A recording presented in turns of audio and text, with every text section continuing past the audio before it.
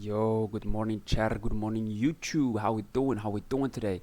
Hey, today, bit of a serious video, bit of a serious topic. That we usually react to, a bunch of funny shit, a bunch of unserious shit. But today, I stumbled across this video that is super interesting. About just drugs in general, and I think that's something that a lot of people need to hear. I Not gonna lie, I pre-watched a couple minutes of it, and I realized, oh, my hair is crazy. Watched a couple minutes of it, and I decided to pause it so we can watch it together and react to it. Because what's being said here is, some of it is personal, for me, and I think a lot that you guys might benefit from it as well. I might share personal stories from it. But let's generally just take advice from what's gonna be said here. The disturbing paradox of rap's most glorified junkies. Talk a lot about drugs in your music. Yeah, because I feel like that's the number one thing everybody like to talk about. It's the number one seller. Substance abuse used to be something artists talked about as a warning, a cautionary tale, and now it's used as a selling point and a marketing tool. Same time I drop my album, I post like a double cup, post a handful of pills. I used to do stuff like that. Being a junkie has officially become cool. Now, Percocet, you want one? no. Oh, you don't do perks? No, I don't personally. Fans literally bring codeine bottles to shows for their favorite artists to sign, like it's merch. It's become a joke and somehow at the same time a symbol of status. It's like it'll be 1 month I spend 150 on serve, 150,000, 200,000 on serve. I spent 200 bands on train. It's no secret That type of money can seem crazy. W pause. That type of money might seem crazy. $150,000 on drugs, on drink, on lean or whatever. But once you're a junkie, you're not thinking about that amount. You're not thinking that that's a down payment on a house. That's a full house. That's a full car. That's a full supercar amount. But once you're a junkie, that type of money just doesn't even, you don't see it as money. You're seeing it as just a tool to get your hands on your fix. That's something that if you fall into, it's really, really, really bad to get out of. that a lot of kids have seen the stuff being pushed by their favorite rapper and decided to try it. How many rappers have cited Future as the reason for trying lean? When I heard Future, the first song I ever heard by Future was Ain't No Way Around It. The second song I've ever heard by Future, Dirty Sprite. And that shit had me wanting to sip lean at like 11, 12 years old, bro. I drank lean with Future. Bro, He one of the biggest in our generation of influencing lean, and him and Lil Wayne and Gucci. Cause I remember this one time I told Future, and it was like in the room full of people too. I'm like, you the reason I do that. He was like, like he got sad. I told him he the reason I started doing some type of like drug, like. But when he and others are asked about their influence on the youth, it's the same dismissive answer every time. OG Mako has taken issue with Future's music. Here's what he tweeted. He said, I love Future, but I also understand Future has destroyed countless lives by making it cool to be a drug addict. 56 hands ain't cool. 56 hands ain't cool. Yeah, what do you say to that? That drug culture's been promoted through the music. Guys, in life there are two types of junkies. There are two types of drugs users. There's the there are people that are gonna tell you that once you tell them that you're using the same thing that they're using, they're gonna genuinely be happy. Actually, it's actually just gonna puts them in a place where they don't feel alone.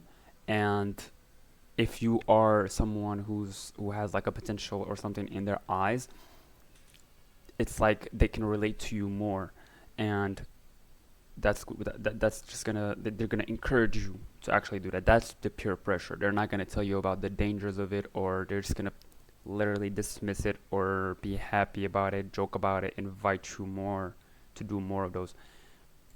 The other type is like what Lucky just talked about. Future, even though he probably just brushed it off and was like, the reaction was negative and dismissive. It's the second type. It's the people that if you tell them you got into a certain type of drug because of them, or because you influenced them, because they influenced you, sorry, because they know how bad that shit is and how it fucks up your life, they're just gonna fall to their knees. They're gonna fall to their knees because they're gonna feel guilty that they put you in that situation. Feel me? And that's not good for the young people. He need to rap about whatever he rap about. He need to get out there and start rapping church Bible verses. And then he won't have an opinion on hip hop. If you knew that the music did make somebody do drugs, would you still make music? OG Macko, he gonna have to respond. He gonna have to see me about that too though. When I see him, he gotta tell me to my face. How, like, when Artists have been doing drugs since the beginning. It's kind of crazy how, like, if you don't rap about drugs, it just comes out. A lot of people will just say it comes out as corny. Rappers who don't rap about drugs, like J. Cole and all that, I'm one of the people that might have called J. Cole corny before, even though he's a great artist and everything, because the topics that he talks about are more serious and everything. But generally, the youth need more guidance. I grew up on 2016, 2015 SoundCloud music, so it was just all pure Xans, lean, all that type of drugs. So that of itself is an incentive when your brain is not developed yet, and it's very like influenceable, bro. You don't realize how much impact the music that you like, that you listen to on a daily, it's gonna impact your life later, especially when you're gonna have access to those substances. A time, but they weren't flaunting it for all of us to see. Somewhere along the way, things changed to the point where it's now a core part of how a lot of artists build their entire image and persona, and I'm talking about rappers specifically. Take Lil Wayne for example. He became so synonymous with lean that he was gifted a bedazzled double cup live on television. This is an addictive opioid that has taken the lives of many, and somehow it was celebrated on a show whose audience is mainly young people. And that was back in the early 2010s, so things have only gotten worse since then. A$AP Rocky dropped Purple Swag in 2011, and the whole of A$AP at that time was heavily on syrup. Rocky would even brag about them being the first in Harlem doing lean in interviews. Drugs have always played a part in the A$AP. Like, come on now, Yeah. Purple Swag, we was talking about lean, we was talking about weed. That same year in 2011, Future dropped Tone. It's the 2020s and nothing have changed, man. You look at the underground. I'm not gonna name names. I'm tapped into the underground scene, so I know all these new artists and these new songs that come out. But like, bro, nothing has changed. These new rappers are 14, 15, 16, so young, and they also grew up on the same thing, and they are dropping like flies. It's genuinely sad. And I feel like I'm talking about this right now because back in the day, if someone would just talk to me about this type of shit, I would brush it off and laugh in their face, because it's just like, come on, we're just having fun here, we're just listening, it's just music. But it's not. It was the same around the 2000s. It was the same around the 2010s, like Lil Wayne with everything. It's happening right now in the 2020s. It's probably not going to change later. Tony Montana and Dirty Sprite, which is really when he first blew up into the mainstream. I remember being so down this because I was in like my mouth I couldn't even open my mouth. Around that same time, we also had artists like Mag. I'm just drinking coffee, chat. This is literally just coffee. Okay. Chill out. Miller, Travis Scott, Chief Keef, and The Weeknd, whose music had substance abuse as a central theme. When you make a crowd crazy with slow beats, that's the tempo, man. It's the drugs, man. They went on to become some of the biggest, most visible artists of the 2010s. So really from there, it was only a matter of time before this spread and became the norm. By 2018, rappers were fully leaning into what I'd call the junkie aesthetic. Lil Pump was making songs about proudly being an addict. In the video, he has Charlie Sheen, a well-known addict, walking through a rehab facility handing out pills. Around the same period, there was this whole wave of artists whose entire gimmick, their whole identity, was built around drugs. You had Lil Xan, Lil Peep, Lil Skies, Pump, Smoke Purp, and a bunch of others from that same era. I stopped doing drugs, but I just realized I'm sipping drink again. Ash, get it! Going through drugs, overdosing on drugs, kind of just put the icing on the cake. I haven't even ate breakfast, nigga. I'll pop his hand right now. I'm gonna sit right here. Sometimes when you're hanging out with guys like Xans on an empty stomach is crazy, you know how? Okay, Xans basically are pills that they make you hungry. Like it's not, they just make you want to eat, and you feel like your stomach growling if you're on a Xanny. People like that because people like Xannies because of that. People like use it just like weed or some shit to eat. So just taking it on an empty stomach right after waking up, I can't even imagine, bro, how your stomach gonna feel. little pump and smoke perp, you feel very triggered to take Xanax? You should take Xanax. Shout out Migos, you know what I'm saying? They brought out culture, but me and Pump bringing out the Xan culture. We bringing Xan culture, the album. You look back at those characters now and realize how lame they were, but you also really can't blame them because this is the stuff they came up seeing. This is the music they came up listening to. What's embarrassing is it wasn't just the young kids who didn't know any better. Young Thug was 29 years old, flexing whippets and other things on social media.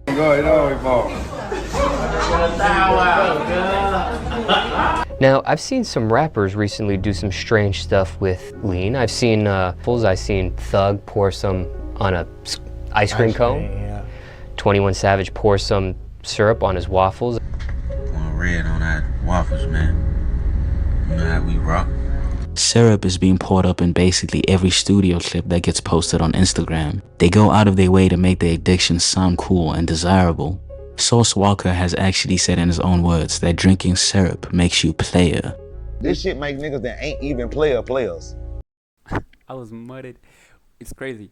I was saying when you have the money and the access to the drugs, everything in life seems alright because one, there are two main issues in life. Someone said that, and I'm gonna quote them. There are only two big issues in life in general. Number one is health, and number two, wealth. Bars. Feel me? So like, for these rappers, when you have all this money and all these drugs, and you're young, so you're relatively healthy, so like you don't feel any type of fucking health issues. There is no reason for you to stop or to feel like those drugs are problematic. So they actually legit believe at that point that those drugs are not bad and they're just fun. That's why he's gonna fucking pour up on waffles. He's gonna pour that walk on a fucking Ferrari until it's not fun anymore. And that's when shit gets crazy. Yeah. And that's what people don't understand about this. Like, that's the difference between beer and champagne. This is a champagne. What baffles me is they don't even tell the truth about what they're promoting. They'll show you the cup, the pills, they'll show you the lifestyle and show you how cool it looks, but they refuse to speak about the real effects of the decisions they're convincing people to make. Now the dirty Sprite, does that make you nervous at all, the drink? That's what had Rick Ross having seizures, that's what had Lil Wayne having seizures. Just say people have died drinking. I don't know that. It had me nervous at times because people talk about it so much. Right. So that's the only thing that had me nervous. Besides that, it's good drink to me. The ones who make it look the most glamorous are almost never the ones who come out afterwards and speak on the real concept. Fuck, I keep money myself.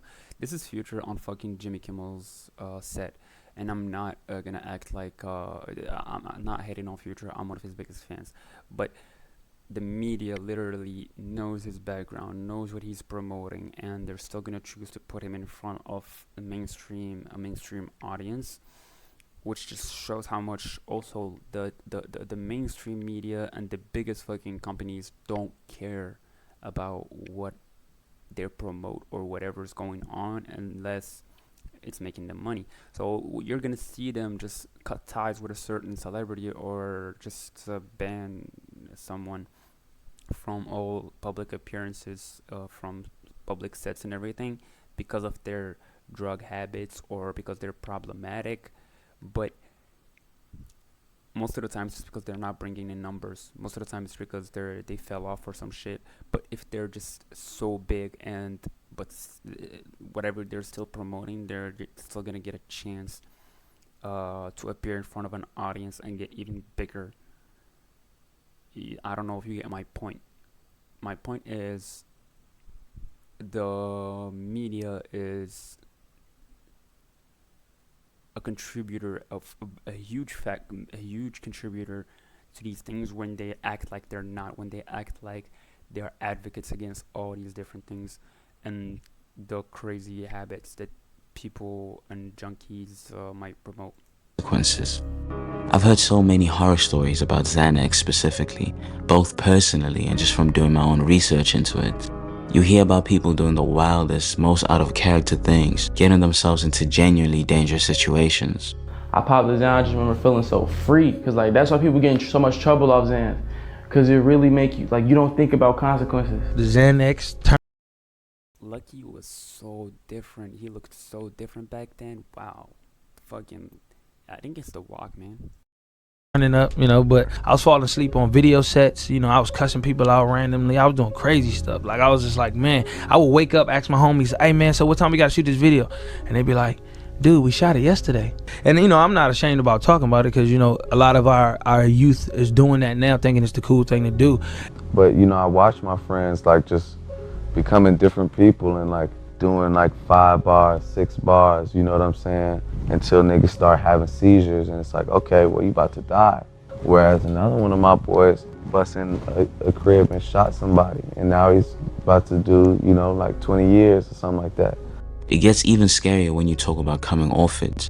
If you're dependent on Xanax and you try to stop cold turkey without weaning off it properly, your body can react by getting seizures. This is actually what happened to Quentin Miller. He had a seizure while he was driving, and it ended up costing him his leg.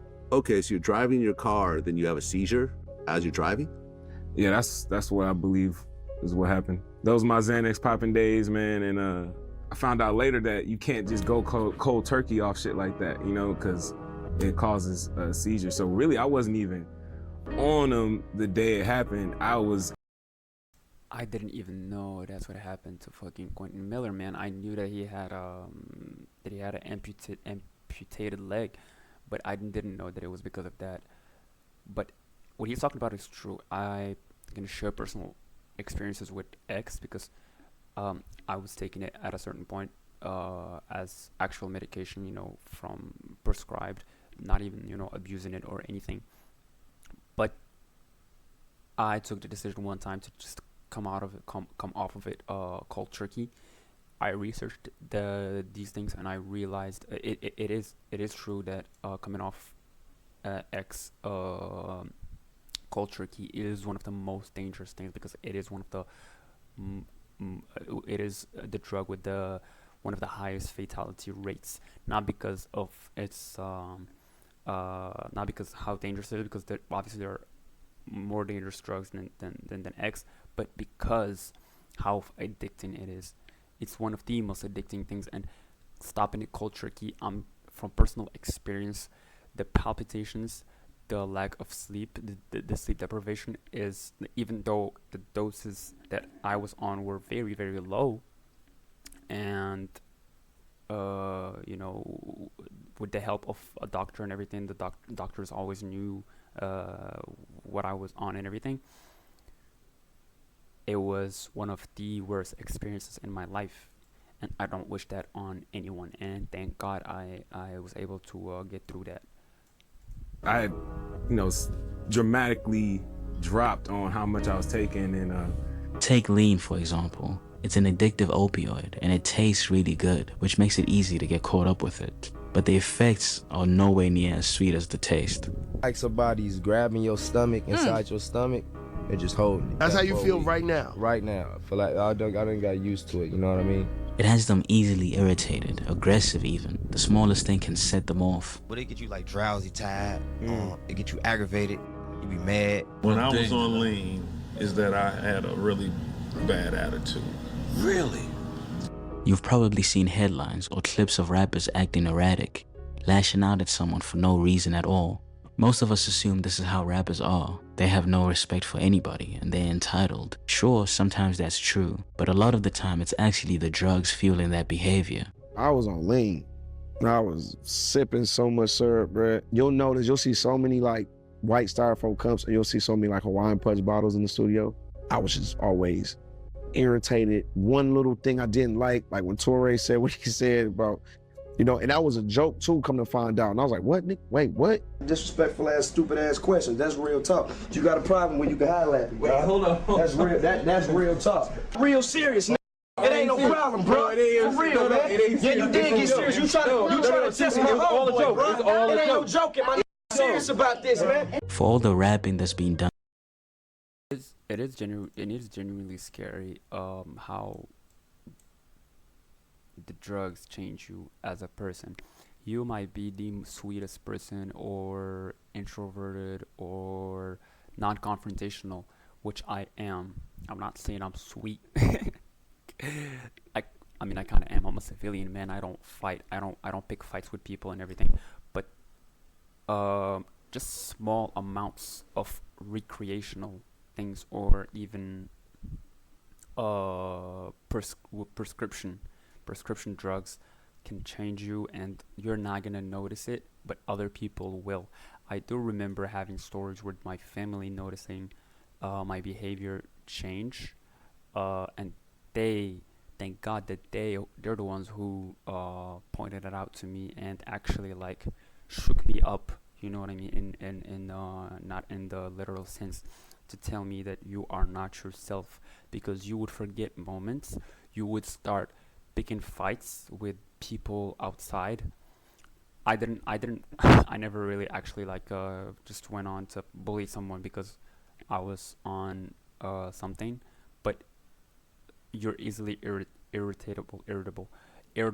So the things that you would let go most of the time, if you're sober, when you're on something, it's not gonna be the case. You're gonna have more of a reason to crash out and to worst case scenario, throw your life away in a random moment because of what's in your system. and about syrup. All these songs, all these bars about sipping and pouring up. I find it hilarious. Nobody has ever written a single line about how bad the constipation is. They got a lot of you sip so much, every time you shit, you just gonna shit out a pebble because the codeine and got around your liver and it hardened up your liver and shit. Yo, when I was constipated from drinking lean, my friend Snaggy told me a secret. I put my finger up my butt and I just scooped it out because it wouldn't come out. You're lying. So all my life I did. I swear to God. That's how constipated I got. I was shooting pebbles. I had to finger myself to get it out. We've all seen the lean gut, the stomach that looks... You see, bro, it's not even in the rap scene. And that's genuinely what's scary, because you also streamers like you seen Aiden talks about being on lean, on his lean days, Silky as well. And I'm so happy that these people are not advocating against those things right now and saying that they stopped. But also their audience is so young, even younger than they kind of intertwine the rap scene and the streamers nowadays, the W and L community as they're known as right now. People their audience are influenceable, bro. They will get influenced by their favorite streamer just because he said on stream that he was on this and that. And if they're doing those type of things, bro, it's because they have the money to do it, to acquire it, and because they have an incentive. They have to get on stream for 12, 16, 24 hours, subathons, all that different bullshit that they feel like they have to get on something to keep them going, to keep them entertaining, to keep the clips going, coming and everything. But for you as a viewer and having your own stuff going on in life, you're just gonna copy what they're doing blindly, and that's genuinely as well scary. I don't know how many times I said that in this video, but it is scary. Swollen that a lot of these artists develop over time. But that's not even the worst part. The worst part is the liver and kidney failure, the overall organ damage they experience. You had cardiac issues. You ended up in the ICU. I was taking perks and Adderall for like 6 years. They said they had to inject me with some shit, my heart and this and that. Yeah, I almost lost it. Yeah, you almost died. Yeah. More often than not, it takes something drastic to actually get through to them. Usually it's ended up in the hospital or being forced into treatment, and this happens a lot more often than people realize. Behind the scenes, they quietly go through rehab stints and hospital stays that never make headlines. Their teams work hard to keep it out of the public eye. In 2019, both Gunna and Young Thug suffered from kidney and liver failure. You know, you said in the song that you were in the hospital, kidney failures and all of that. Yes. So health-wise, how are you taking care of yourself or doing anything differently now? Drinking water. I'm drinking water. What's in that other cup though, Gunna? That's number two. Genuinely drink water, chat. Drink water, just like Patrick CC says. Stay hydrated, stay off everything else. No other liquids better than water. Go to the gym, take creatine and drink 5 gallons of water. Get big, man. Fucking work out, do some cardio, bro. That's genuinely gonna make you feel alive more than drugs. Some soda. They had to get me out of the bed, basically. I felt like my whole body was numb and I couldn't move. I went to the hospital and I had found out that I had liver and kidney failure. And I kind of had sort of passed away, like I kind of died. I was in the hospital for like 17 days. I left the hospital, my mom didn't trust it. So I left the hospital, went to another hospital. It was like, man, you got liver and kidney failure. You're supposed to be dead. For every Young Thug or Gunna story that actually comes out, there's several more we'll never know about. It's actually very common for artists to be hospitalized because of drugs, but how they hide it is by blaming it on dehydration and a bunch of other stupid things. So the next time you see a press release or an artist saying they were taken to the hospital because of dehydration, now you know what's really going on. In the last year, you had several seizures. You had to be hospitalized. What happened? Dehydration. For dehydration, well, no dehydration. If you look at that article up, it said dehydration. That was cap. You know, that's just good PR. We didn't want to let the world know that 18, 19-year-old Bad was, you know, heavy on the drink, but we was. There's an interesting kind of cognitive dissonance that happens with the rappers who are addicts. They'll proudly rap about what they do. They'll post about it, glamorize it, making it a part of their whole image. But at the same time, they very much hate being seen as addicts or junkies. Tell them pop a perk right quick. I'm itching right now. Are you gonna make it, or are you gonna be okay for it? Sure, man. Come on, I ain't no addict. If you actually sit them down and ask them directly about their usage, they go out of their way to explain why they're not a junkie and why it's different for them. Let's talk about drugs again. Let's not call it drugs. When you call it drugs, you make me sound like a crackhead, miss. Man, I don't want to be a crackhead. No junkie is ever gonna admit, I mean, you know what I mean, is gonna admit that that is problematic in their lives. Because especially if they have a support system where they have a family or friends around them that are gonna, you know, that are actively telling them to stop and actively looking out for them. Obviously, they need those things in order to feel alive, and at the same time, they need those people around them to not judge them, because let's be honest, genuinely people are pure-hearted, and even people who use drugs are pure-hearted, and they don't want people around them that they love and that care about them to worry. But that's also in of itself problematic. It's super problematic because, you know what I mean, it's just staying in denial until it gets to the point where you're lying to yourself up until the end, and you can guess what the end might look like. I don't do a lot of drugs. Shit, real drugs are like crack, heroin, and like, you know, meth shit that really get you tweaking. If you ain't doing that, then you ain't doing drugs. I was mad that I'm going through this shit. Like, I got millions in my bank account, and I'm feeling like a J. Honestly, like just being 1,000. Like that ain't me. Like I'm not like that type of nigga. Like this is the typical kind of denial you usually see with an addict. And this same kind of denial shows up in an even darker way when someone actually passes away from substance abuse. It becomes this taboo topic that nobody wants to be real about. Take A$AP Yams for example. When he passed, his group for a whole while refused to acknowledge the real reason. They said it wasn't the drugs that killed him, but rather his sleep apnea. Only later did A$AP Rocky come out and speak on the real reason for his friend's untimely demise. We know our brother died from an overdose, and just like people like Lil Peep and, you know, Mac Miller, rest in peace, you know, it's one of those situations where in hip-hop, it's oversaturated with that, and you hear that more common than you hear, like, you know, rest in peace XXX people really being, you know, murdered or something like that. It's a lot of people just dying from overdosing and close to near-death experiences. You hear that a lot, you know what I'm saying? So I've been trying to like kind of chill. Too often you'll see an artist go on a press run, sit down for interviews, and claim they're finally sober. There are a lot of reasons behind that lie, but a huge part of it comes down to shame. I only lie when I'm up. And you lie about, there was something in the album where you're like, the last time I said I was sober, I was lying and you lying about that shit? I have though. Like on the last rollout, shit, I was like acting like I was past all my demons and shit. I was up the week before. We tragically saw a version of this with Mac Miller too. In the weeks before he passed, he did a few interviews where he reassured everyone that he was sober and was in a good place. And then just a couple weeks later, he was gone. Mac Miller actually explained this exact feeling perfectly himself before his untimely passing. Most artists who are genuinely struggling will get in front of a camera and lie, mainly to get people to stop worrying and to get everybody off their back. You get the urge and the itch to tell people, don't worry, I'm okay. Don't worry, I'm okay. Because, you know, like I have people that care about me and fans that love my music, and it's a beautiful relationship with them of people who have been with me. R.I.P. Mac, man, I swear, it's one of those things where it's like the people are just gonna stay in denial. They're gonna stay in denial for the longest, and